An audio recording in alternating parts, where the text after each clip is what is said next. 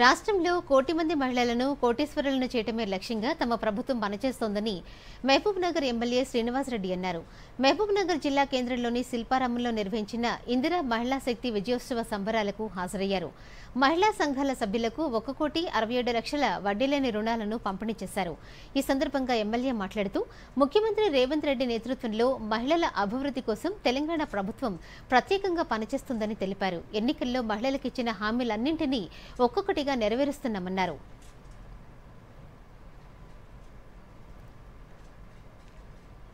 మహిళలను అన్ని రకాలుగా అభివృద్ధి పదంలోకి తీసుకురావాలని చెప్పి, వాళ్ళను కోటీశ్వరులను చేయాలని చెప్పి, అనేక రకాల ఎంప్లాయ్మెంట్ ఆపర్చునిటీస్ వాళ్ళకి ఇవ్వాలి, వాళ్ళను ఎంటర్ప్రినర్స్గా తయారు చేయాలా, వాళ్ళు వ్యాపారాలు బ్రహ్మాండంగా చేసుకునేటట్టుగా అవకాశం కల్పించాలనే ఉద్దేశంతో ఈ 17 నెలల కాలంలో మా ప్రభుత్వం పనిచేసింది.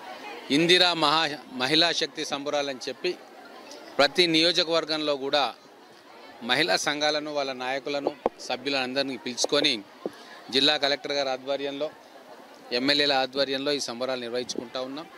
మహబూబ్ నగర్ పట్టణంలో ఈరోజు వేలాది మంది మహిళలతో ఈ సంబరాలు చేసుకొని వాళ్ళ సంతోషంలో మేము భాగం పంచుకున్నాం.